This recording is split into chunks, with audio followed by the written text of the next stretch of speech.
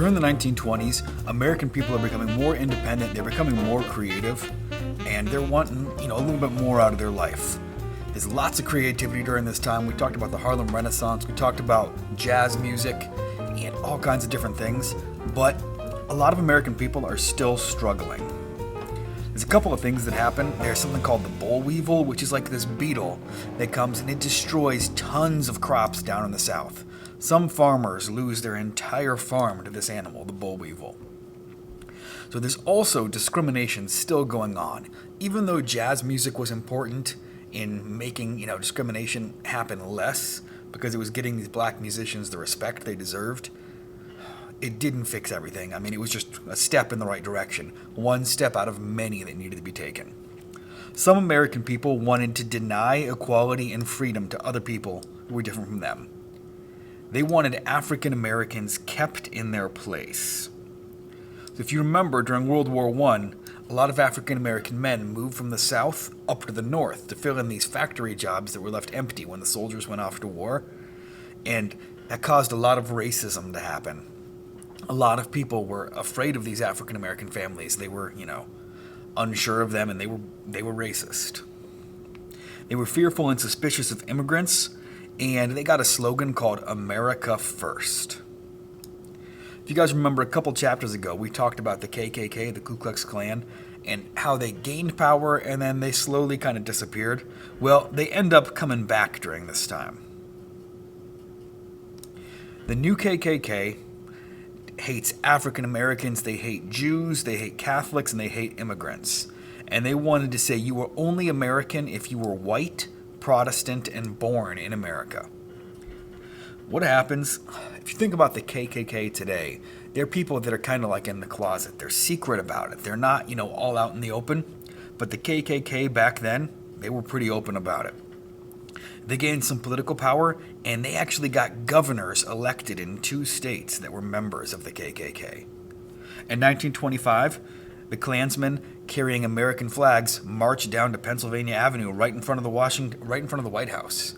So imagine seeing the KKK protesting in front of the White House. They had to be pretty brazen, pretty confident to be able to do something like that.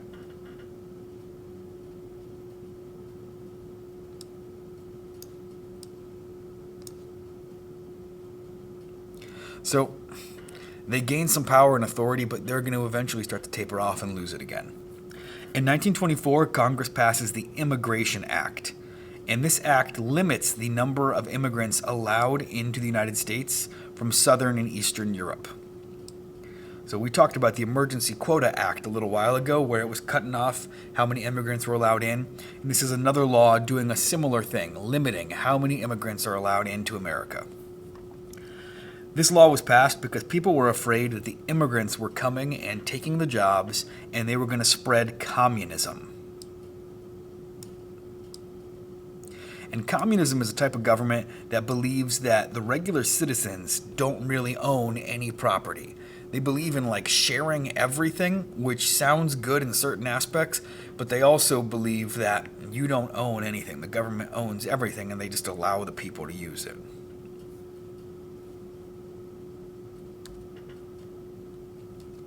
So another political group during this time is the anarchists. And the anarchists are people who want to do away with all government. So if you think about the movie The Purge, that's like an anarchy when there's no rules and no government in charge. Some anarchists are willing to use violence to achieve their goals, and they ended up bombing some politicians' houses. This led to something called the Red Scare.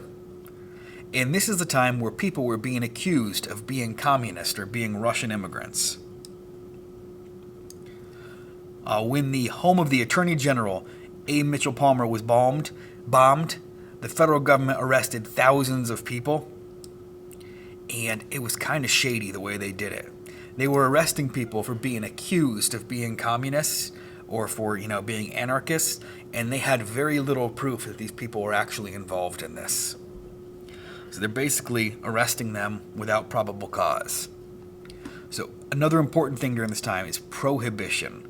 So if you look at the word prohibition, you could see prohibit. And prohibit means to not allow something. So, crime, violence, and family breakups are all happening in the 1920s, and some people think that alcohol is causing all of this. So they say if alcohol is causing all of it, let's get rid of alcohol. They passed the 18th Amendment, and the 18th Amendment made alcohol illegal in the United States, called Prohibition. Didn't matter if you were 21, nobody was allowed to have alcohol. So they did this because they thought it was going to make crime go down, but they were wrong. It was supposed to be a dry decade with no alcohol. People were selling bootleg alcohol. And lots of organized crime, like Al Capone and other people like that, ended up making tons of money off of this alcohol. So they got rid of alcohol to make crime go down, but what it did is it actually made crime go way up. In 1933, they end up realizing they made a mistake, and the 21st Amendment repeals the 18th Amendment, so that means it undoes that amendment and it made alcohol legal again.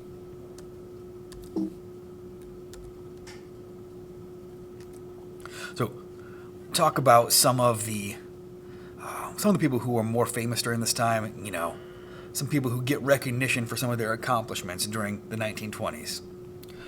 There's a guy named Charles Lindbergh, and early in the morning of May 1927, a small plane called the Spirit of St. Louis takes off.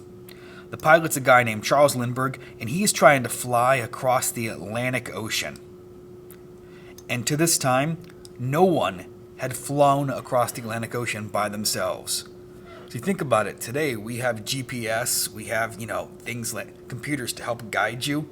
But if you get in the middle of the ocean, you got water to your left, water to your right, water to your front, water to your back. It's easy to get lost, and there's nowhere to stop for gas in the middle of the ocean. So what happened is a rich hotel owner had said he would give $25,000 to anyone who could fly across the Atlantic Ocean by themselves. People tried it, and many people actually died. To give you an idea how much money $25,000 was back then, a brand new Ford Model T was $250. So, $25,000 could buy a lot of Model Ts. So, 33 hours later, after he takes off, gets on this flight trying to fly to Paris by himself, he ends up landing. So imagine flying for 33 hours straight. Or even just imagine driving a car for 33 hours. That would be insane. But he flew this plane for 33 hours straight, makes it there and lands, and he instantly becomes a celebrity. So everything seems to be going pretty good. People are all hyped up because of the good stuff going on in America, and they don't see there's actually some trouble brewing. A lot of people were buying houses that they couldn't afford using credit, spending money they didn't actually have, but they got swept up by things like Charles Lindbergh making that flight.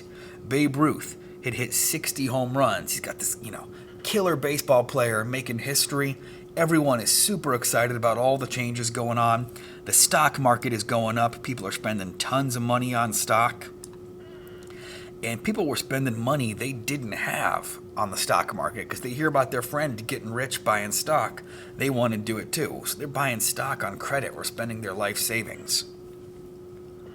So people keep thinking this stuff can only get better from here. They think every day is going to be better than the last. So they're spending more money than they have. So Calvin Coolidge says, you know what? I'm not going to run for re-election. The Republicans nominated a guy named Herbert Hoover.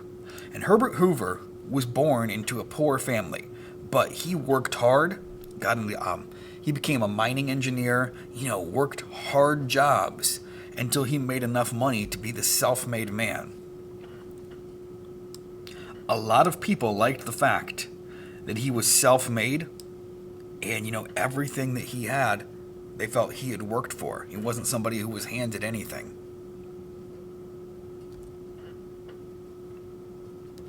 So the Democrats nominated a guy named Al Smith. And if you think back to a couple weeks ago, we saw all these commercials for the presidential election. We saw different things about what Joe Biden's going to do, what Donald Trump is going to do. The campaign during this time was telling everybody, let's keep what you got. Hoover and happiness. So they're saying, if you vote for Hoover, stuff's going good, it's going to stay going good. But if you vote for Al Smith, you'll be at the soup houses or the soup kitchens. So they're telling everybody, you vote for Hoover, everything's going to stay good. You vote for Smith, everything's going to be bad and you're going to be broke. So they end up voting and Hoover wins the election pretty easily. The voters didn't realize that they were actually heading for a depression coming up. So the stock market continues to rise through 1928 up through 29, and some of these stocks are shooting up from $94 to $500 in 1 year. So that means if you invested $100 in that company, you would get back $500. So these companies are growing really fast. People took their entire life savings out trying to buy stock, trying to make some money. Many people bought these stocks with credit, with money they were going to have to pay back, because they were hoping that these investments would turn out and they would make enough money to pay back what they owed, plus keep some profit. So what happens? People spend more than they should, and eventually the stock market is going to crash. And when the stock market crashes, all of these people who invested money lose tons of money. People are trying to sell their stock, but there are no buyers anywhere. So the United States is at the beginning of what will become the Great Depression.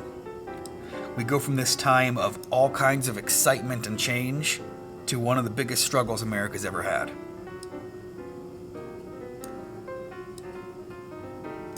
Okay guys, so what I need you to do now, open up Google Classroom and you're going to work on Chapter 24, Lesson 4 and 5.